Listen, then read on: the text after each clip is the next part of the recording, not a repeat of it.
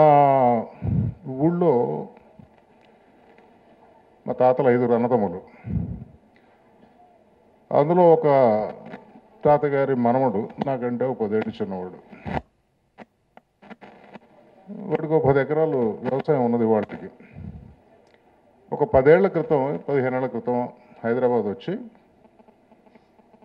అన్నయ్య బందర్ కోర్టులో అటెండర్ పోస్టులు అడ్వర్టైజ్ చేశారు, నేను అప్లికేషన్ పెట్టుకుంటాను, నువ్వు కాస్త జిల్లా జడ్జి గారికి రికమెండేషన్ చేసి నాకు ఉద్యోగం ఇప్పించు అని అడిగాడు. నాకు అనడానికి ఇబ్బందిగా అనిపించింది. ఎందుకంటే అటెండర్ మా తమ్ముడు అని చెప్పుకోవడానికి నాకేం ఇబ్బంది లేదండి. వీడికి 10 ఎకరాల వ్యవసాయం ఉన్నది కదా, వీడు ఎందుకు అటెండర్ ఉద్యోగాన్ని ఎందుకు చేయాలి అని. అటెండర్ ఉద్యోగం తప్పని చేయకూడదని అటువంటి అభిప్రాయం కాదు. వీడికి 10 ఎకరాల వ్యవసాయం ఉన్నది ఊళ్ళో. వీడి అటెండర్ ఉద్యోగానికి పోయి ఆ పొలం వదిలేసి ఊరు వదిలిపెట్టి పోతున్నాడు అని అనిపించి, ఎందుకురా ఈ ఉద్యోగం, వ్యవసాయం ఉన్నది కదా చేసుకోకూడదా అన్నాను. తిట్టాడు నన్ను.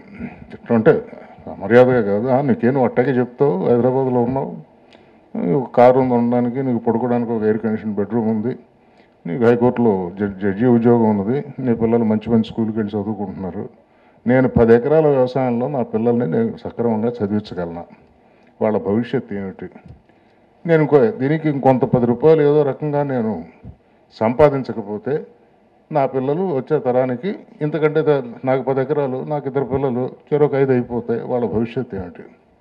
సహజమైన విషయం అది. అయితే సమస్య ఏమిటంటే, ఎందుకు వ్యవసాయం లాభసాటి కాకుండా పోతుంది.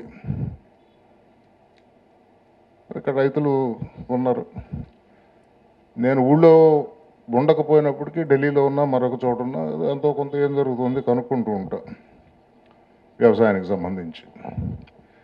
కింద సంవత్సరం 12,000 14,000 అమ్మిన మినువులు ఈ సంవత్సరం 4,000 అమ్ముతున్నాయని చెప్పారు నా ఊళ్ళోకి వెళ్తే మొన్న. ఇంత తేడా ఎందుకు వస్తుంది?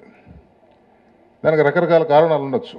ఒక సంవత్సరం 14,000 వచ్చింది కాబట్టి క్వింటాల్కి మొత్తం ఊళ్ళో అందరూ అంతకుముందు ఇంకో పంట వేసుకున్న రైతులు అందరూ మినువులు వేసి ఉత్పత్తి ఎక్కువైపోతే సహజంగా ధర తగ్గుతుంది.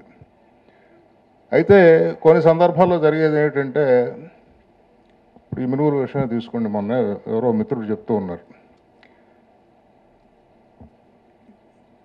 ప్రభుత్వం దిగుమతి చేసుకుంది మినువులు. సహజంగా బయట నుంచి మినువులు తక్కువ ధరకు వస్తే లోకల్గా మనం పండించిన మినువులకి ధర తగ్గిపోతుంది. చౌక మినువులు దొరుకుతున్నాయి అనుకో, మనం పండించిన మినువులు ఎందుకు కొంటారు? 14,000 పెట్టి కొనరు. ఇది ప్రభుత్వ వ్యవస్థలో ప్లానింగ్లో వచ్చిన తేడా.